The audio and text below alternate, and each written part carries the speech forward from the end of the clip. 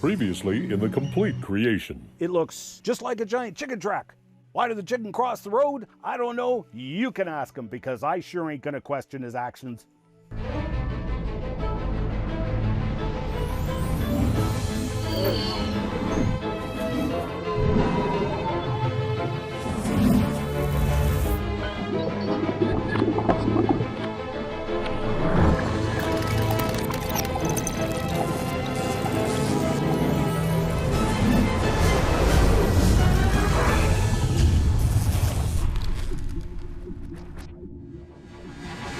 Hello again, welcome back. Thank you for joining me again in the next episode of this enduring saga.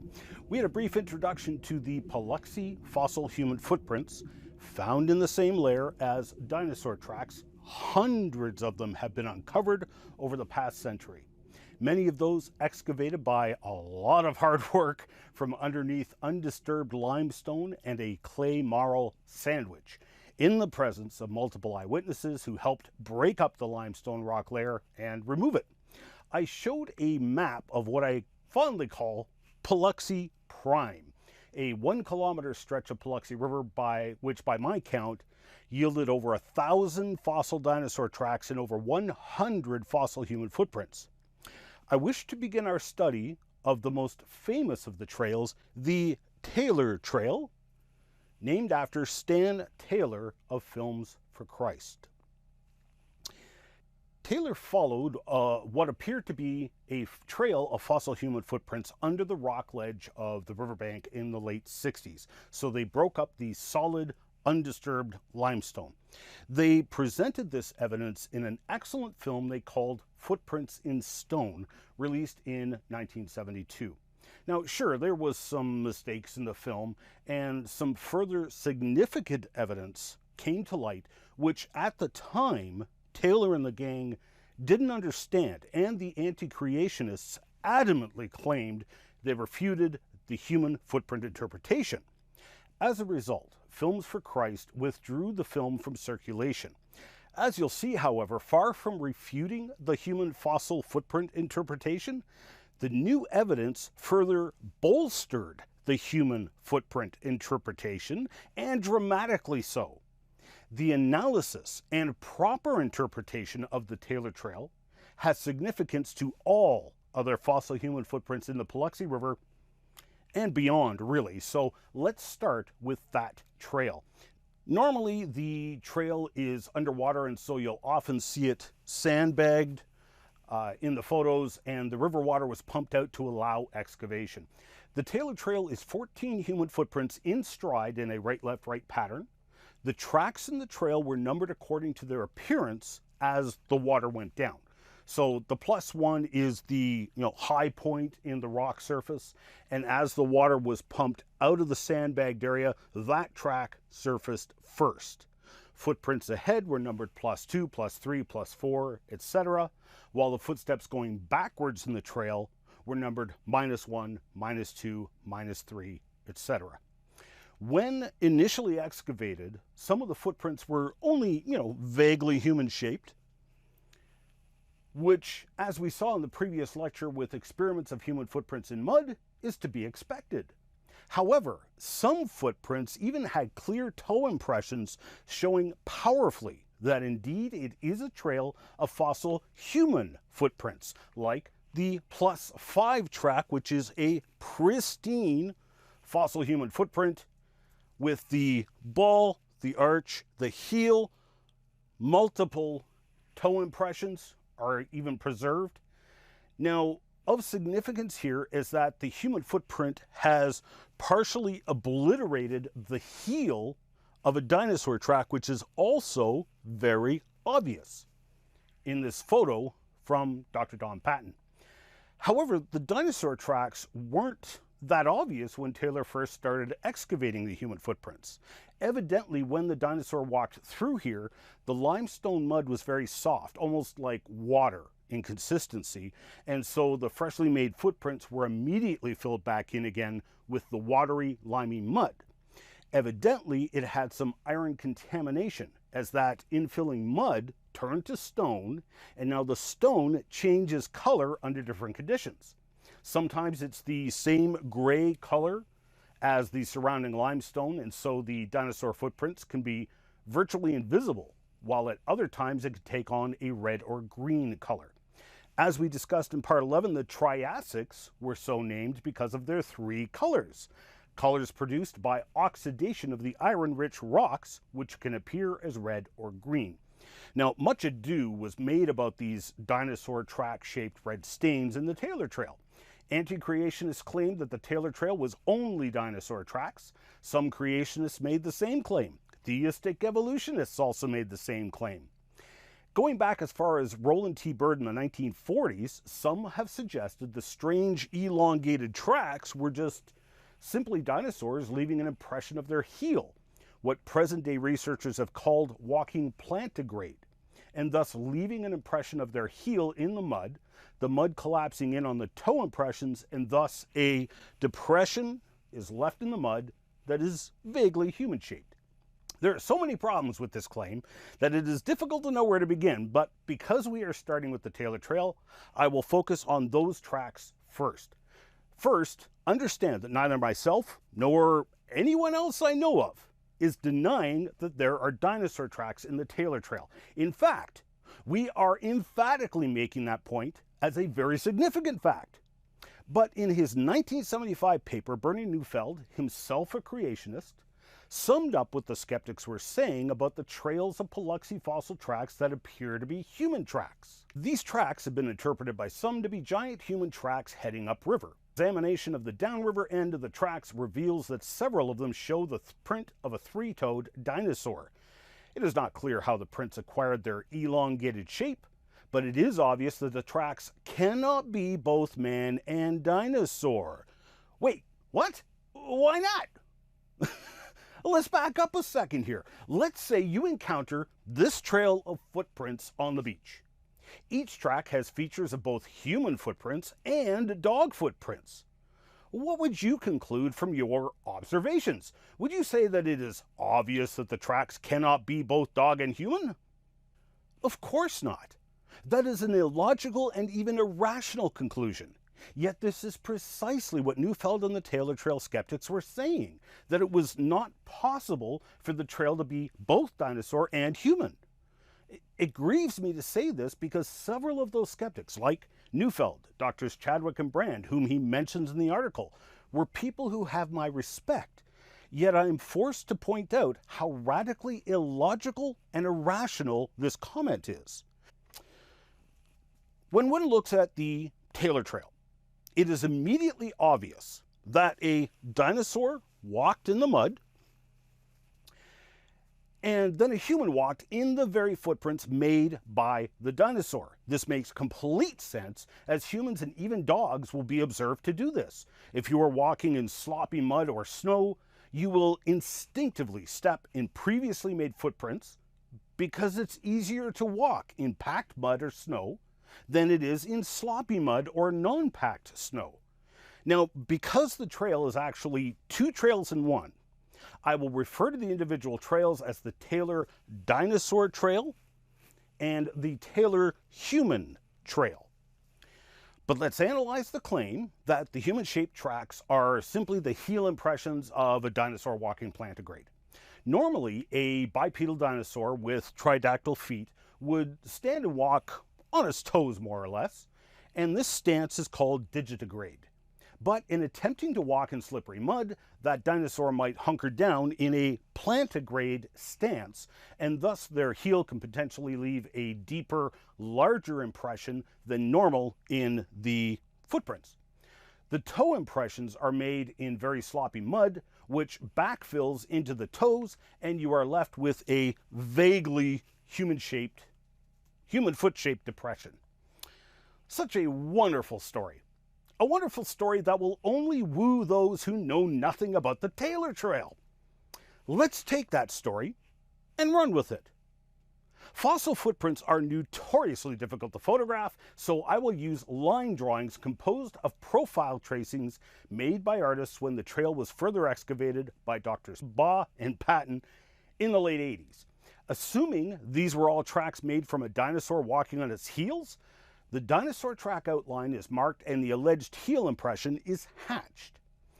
Apparently, the dinosaur was having a really bad day and had 2 dislocated heels. As you follow the trail, the alleged heel impression changes where it is in the dinosaur track. It's up by the left toe and overlapping the left side of the dinosaur track at the -4 and again at the -3B. At the -3, the alleged heel is way up in the middle toe. Ouch! At the -2 and -1, it's located in the center of the track, not at the back of the footprint where it should be. And at the +1, it's moved way up into the middle toe section again. The +2 left impression still has the heel offset to the right side, but again centered in the footprint. At the +4, the heel has apparently dislocated so far that it's now making a depression between its toes. Poor dinosaur. That's gotta hurt.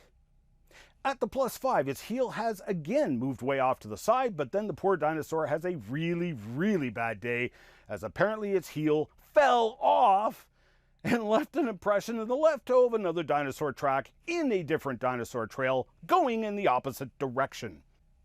It was Dr. Aaron Judkins who pointed this out as he was photographing the Taylor Trail one day when the red stains were appearing. This photo is taken underwater. Here's the next dinosaur track in the Taylor Trail, but the human footprint wound up in this dinosaur track, which is part of a trail of dinosaur tracks I call the Judkins Trail in honor of Dr. Judkins' discovery. The Judkins Trail was only visible as red stains. The tracks themselves left barely any visible outlines or depressions in the rock, but this trail of dinosaur tracks was stained red, just like the Taylor Trail dinosaur tracks, including the Taylor Trail +6 dinosaur track. If the human-shaped depressions were from a dinosaur walking plantigrade, then you would expect the depression to look like this green area, not a footprint in the left dinosaur toe and leaving impressions of human toes at the front. It is nothing less than ludicrous to suggest that these fossil human footprints are only dinosaur heel impressions. This particular human fossil footprint was one of the tracks in the trail that had toe impressions preserved. The right side of the dinosaur track is underneath the sandbags, but you can see here that the human heel stepped on the left toe of the dinosaur track, overlapping and obliterating part of it, and the human toes are in the heel of the dinosaur track. Now, if you so wish, you can claim that the dinosaur's heel somehow produced what looks like toe impressions in a vaguely human-shaped heel impression, while the heel radically moved around within the dinosaur tracks as it went down the trail. And it left toe impressions identical to human footprints in multiple tracks. And all the toes were pointing in the same direction. And the heel apparently fell off and made an impression that looked exactly like a human footprint, complete with toes pointing in the same direction as all the other toes and human footprint impressions in a single dinosaur track of a trail going in the opposite direction. And that dinosaur didn't leave anything even vaguely looking like a human footprint in any of the other tracks in that trail. Or you can embrace the most logical conclusion available, that the human footprints were made by a human who was stepping within the freshly made dinosaur tracks in the mud. Several of the Taylor Trail human footprints have toe impressions, while others do not. The +6 has nicely preserved toe impressions, especially that all-important big toe. You'll recall I mentioned in passing how between the track-bearing rock layer and the overburden layer, there is a thin layer of hard clay marl. This needs to be carefully removed, and in the pilot show for Genesis Week, I actually showed that process that has been developed and perfected by Dr. Baugh over decades. And if you attend one of the public digs, you will learn that technique firsthand, as you will help break up solid limestone on top, then dig through and remove that clay marl in hopes of finding fossil footprints. When the Taylor Trail was first excavated, some of the human footprints were not visible. This was only apparent if you operated on the assumption that there was a trail of human footprints present, because you expected that left, right, left stride pattern. One of the most powerful things one can do scientifically is to make a prediction. So Doctors Baugh and Patton made a prediction. The evidence wasn't lining up. There was a track missing from the trail of human footprints. So based on the stride of the footprints in the trail before and after, they predicted the area where the missing footprint should be, and they blasted that area with a fire hose. This dislodged that hard pan clay that I mentioned previously, revealing one of the single most spectacular in situ fossil footprints ever to be uncovered, right smack dab in the middle of a dinosaur track. The ball, the arch, the heel, impressions of all 5 toes are present. In fact, the second toe is exhibiting a clearly human trait. Your second toe is the most sensitive of all your toes. When walking barefoot under certain circumstances, you instinctively raise that toe. That is exactly what we see in this track. The second toe has been slightly raised, leaving a lighter impression than the other toes. Now, there's actually a double impression here. It might be 2 separate people stepping in the track, but I interpret this as the foot stepping into the mud, sliding back slightly, and leaving the foot impression with all 5 toes, the ball, the arch, and the heel preserved. And the dinosaur track appeared as that red stain that so many skeptics made a big fuss about. However, on that same ledge, alongside the Taylor Trail, was a short trail of 4 tracks of a human child called the Becky Trail. Those 5-inch footprints are remarkably human and show decent preservation of the ball, the arch, the heel. Not bad preservation of the toe outlines, but the tracks only appear as a red stain. So you skeptics raise a big fuss about the dinosaur tracks that mysteriously appear only as a red stain in hopes that they will bolster your case that the human footprints are dinosaurian, not human. Yet, you ignore the clearly human footprints that also only appear as a red stain. Judge yourself. Is that scientific, to pick and choose what evidence you consider and what evidence you ignore? Or is that anti-science? Last point I wish to make is that the dinosaur tracks of the Taylor Trail and the dinosaur tracks of the Judkins Trail are not even plantigrade dinosaur tracks. Let's take a look at the -3b again. Here's the outline from the dinosaur track. It has a very long pointy helix. It looks just like a giant bird track, and the impressions left by the toes strongly indicate that the creature had webbed feet. The webbing between the toes becomes quite visible when the red stains manifest. The overall bird track shape is very visible in multiple Taylor Trail tracks, but especially noticeable when you look at the Taylor Dinosaur Track +6, where the human footprint stepped beside the Taylor Trail Dinosaur Track. It looks just like the foot of a giant perching bird, but with webbed feet. Now, I don't know what dinosaur made these tracks, but we can say that these tracks are not plantigrade tracks. There's no rounded heel at the back, but a pointy helix indicating a pretty prominent toe pointing backwards and not a rounded heel as has been suggested. Further to this point, the Taylor Trail is not the only place I've seen such tracks. It was actually Dr. Baugh who suggested in his dissertation that it was possibly a pterodactyl or aerodactyl. They are believed to have had webbed feet, and they perhaps used the webbing for flight control surfaces.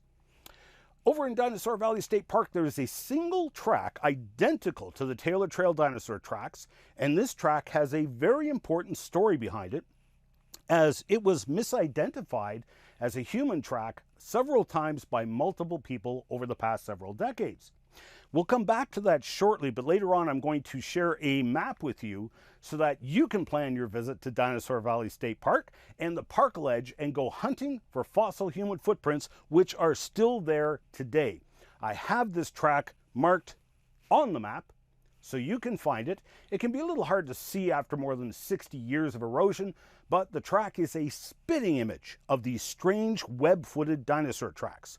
I have also found a couple of these tracks at another dinosaur site way outside of Texas. So, before we move on to look at the other trails and some of the other scores of fossil human footprints, let's summarize the Taylor Trail and how we know it is two intersecting trails of dinosaur tracks into which a human walked, and how we know that the human footprints aren't just the impressions of dinosaur heels. The dinosaur's heel isn't going to move around in the footprint. Even a dislocated heel will not leave an impression up in the middle toe or in between two of the toes.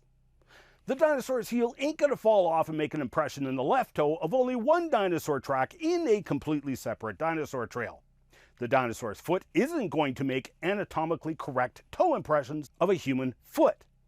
The dinosaur tracks are not plantigrade tracks. They are tracks from an unknown dinosaur, probably a web-footed dinosaur from the pterodactyl or aerodactyl families.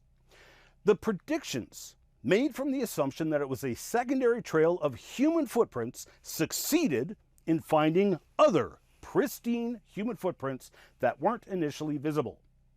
The dinosaur walking plantigrade hypothesis failed in all of its predictions. It would have predicted that all of the human-shaped depressions would be consistent throughout the entire trail and certainly would not have left the dinosaur trail to join another dinosaur trail in the opposite direction, and would predict that all human foot impressions would be associated with the dinosaur track, which brings me to my next point.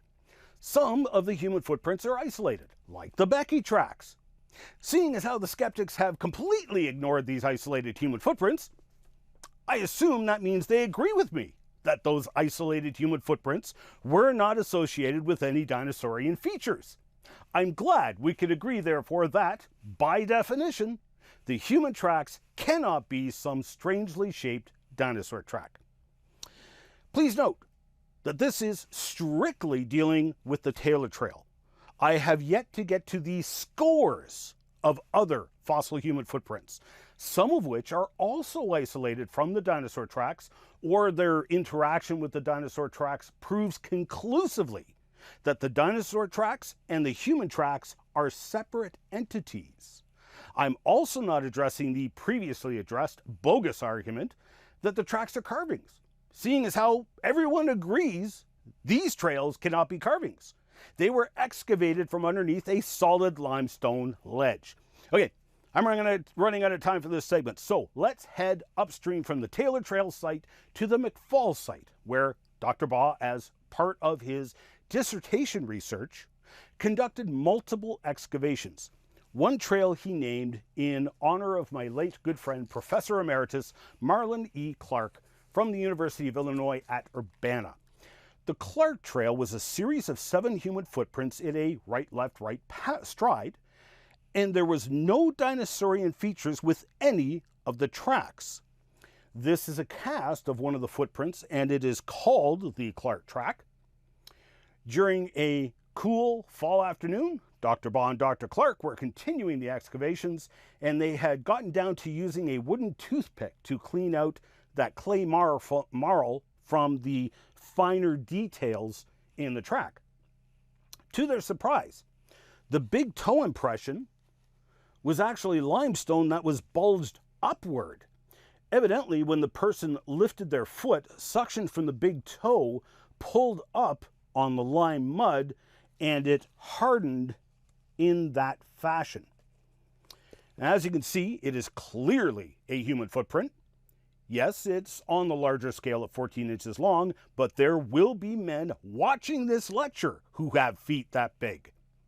It has the ball, the arch, the heel, all 5 toes preserved beautifully.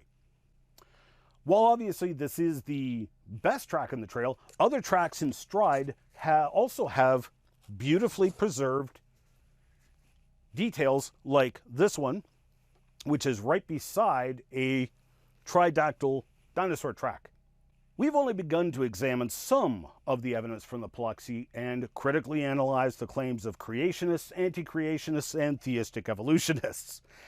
When you go down to Dinosaur Valley State Park, you will encounter this interpretive plaque. Now, I don't like using the term "don't insult my intelligence." I mean, it sounds arrogant to say that, but frankly, this poster is arrogant and an insult to the intelligence of dozens of people who have spent decades of their lives diligently researching, getting dirty in the Paluxy River, and spending a lot of sweat and even some blood excavating the fossil evidence, only for these guys to come along and attempt to arrogantly sweep that evidence and research under the rug and claim that we are mistaken, that the human footprints are only fakes and smudged dinosaur tracks that vaguely resemble human tracks. Really?